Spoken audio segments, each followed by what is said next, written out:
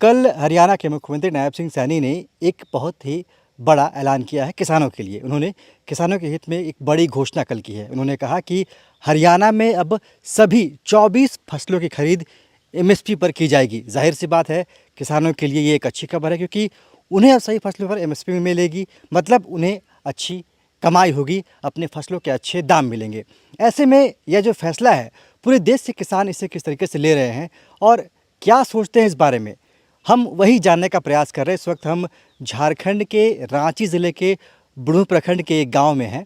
यहाँ पर कुछ किसान मेरे साथ हैं, उनसे हम जानेंगे कि आखिर अगर हरियाणा सरकार ये फैसला कर सकती है कि वो फसलों की खरीद एमएसपी पर करेगी, तो फिर झारखंड में इन्हें क्या सुविधाएं मिलती है एमएसपी को लेकर, और ये क्या चाहते हैं कि सरकार क्या इनसे भी एमएसपी पे जो है फसलों की खरीद करेगी, और अगर खरीद करती है तो किस तरीके से खरीद करे, क्या कीमत होनी चाहिए ताकि इन्हें लाभ हो सके और इन्हें कमाई हो सके। मेरे साथ इस वक्त एक किसान है, क्या नाम है आपका? जय कुमार कुशवाहा जी, ठाकुर गाँव। जी हम पकड़ रहे हैं। ये बताइए कि जो फैसला हरियाणा सरकार ने लिया है किसानों की एमएसपी को लेकर के, उसके बारे में आप क्या कहते हैं? झारखंड में ऐसा होना चाहिए? यहाँ के किसानों की क्या समस्याएं हैं, खासकर एमएसपी को लेकर, क्या समझते हैं आप उसे?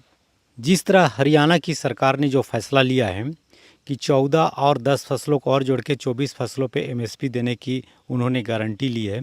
हम लोगों को भी, चूँकि झारखंड में मात्र धान पे हमें एमएसपी मिलती है, मैं झारखंड सरकार से मांग करता हूं कि हरियाणा सरकार के तर्ज पे हमें झारखंड के किसानों को भी 24 फसलों पर एमएसपी मिले, ताकि यहाँ के किसान भी आगे बढ़ सके और अपने जीवन स्तर को सुधार सके।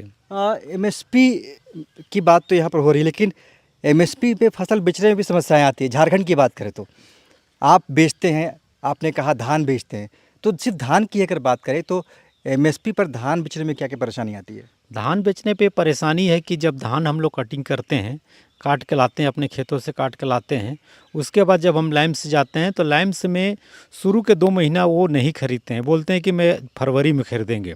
फरवरी में खरीदने से परेशानी हो जाती है कि जब धान अधिक मात्रा में होता है तो उसको हम स्टोर नहीं कर पाते हैं। स्टोर नहीं कर पाने के कारण क्या होता है कि बहुत सारे धान का चूहा से लेके दूसरे तरह से नुकसान हो जाता है और बहुत भारी की परेशानी हो जाती है। इसीलिए हम लोग सरकार से निवेदन करेंगे कि धान के अलावा सभी फसलों पे हमें एमएसपी प्राप्त हो। झारखंड की बात करें तो यहाँ पर धान के अलावा और कौन कौन सी फसल है जो किसान भाई उगाते हैं? अगर तिलहनी की बात करें, मोटे अनाज की बात करें, तो किस में और एमएसपी दी जा सकती है? हमारे झारखंड में धान के अलावा मकई पे दिया जा सकता है। हम लोग अभी लार्ज स्केल में मड़ुआ लगाते हैं, उस पर दिया जा सकता है। तेलहन दलहन पे दिया जा सकता है, और हम लोग अभी सोयाबीन भी काम करना शुरू किया, सोयाबीन पे भी दिया जा सकता है। इन सारी चीज़ों पे एमएसपी दिया जा सकता है। जी। एक और बात है, एमएसपी गारंटी कानून जो बात हो रही है, लीगल गारंटी की जो बात हो रही है, पूरे देश के किसान इस पे आंदोलन कर रहे हैं। आपकी इसमें क्या राय है? हमारी ये राय है कि एमएसपी मिलना चाहिए, क्योंकि किसान बहुत कठिन मेहनत से खेती करते हैं, कभी कभी भारी नुकसान हो जाता है। एमएसपी रहने से कम उसके लागत का जो पैसा होता है वो कम से कम मिल जाएगा, तो किसान को नुकसान नहीं होगा। इसलिए एमएसपी मिलना चाहिए। जी, धन्यवाद सर। धन्यवाद जी, आपका नाम क्या है? अर्जुन महतो। अर्जुन महतो जी, कब से खेती कर रहे हैं, कितनी ज़मीन में खेती करते हैं यहाँ पर? एमएसपी को लेकर आपकी क्या समझ है? हम तो करीब 40 साल से खेती कर रहे हैं। 20 एकड़ में खेती करते हैं। क्या क्या लगाते हैं प्रमुख तौर पे आप?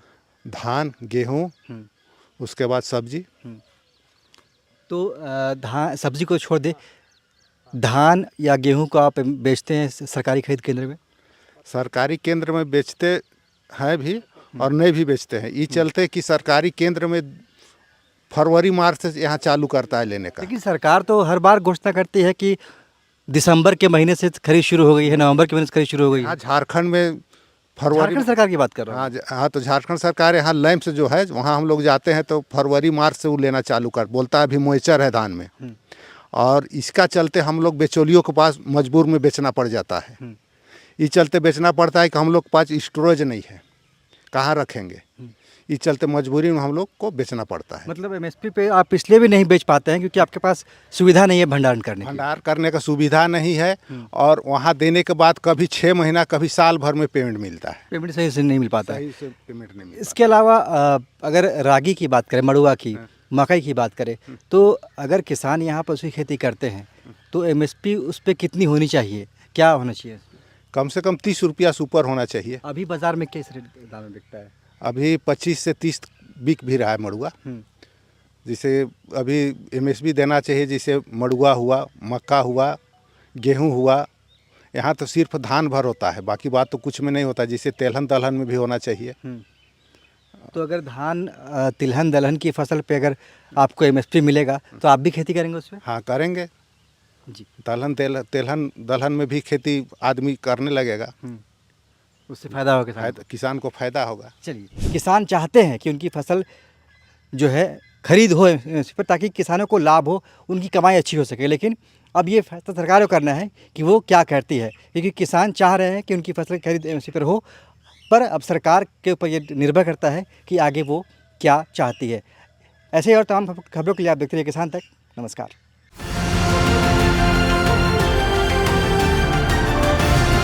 किसान तक, किसान तक, किसान तक, किसान तक, किसान तक, किसान तक, किसान तक, खाना है तो उगाना है, खाना है तो उगाना है, किसान तक, खाना है तो उगाना है, किसान तक, खाना है तो उगाना है।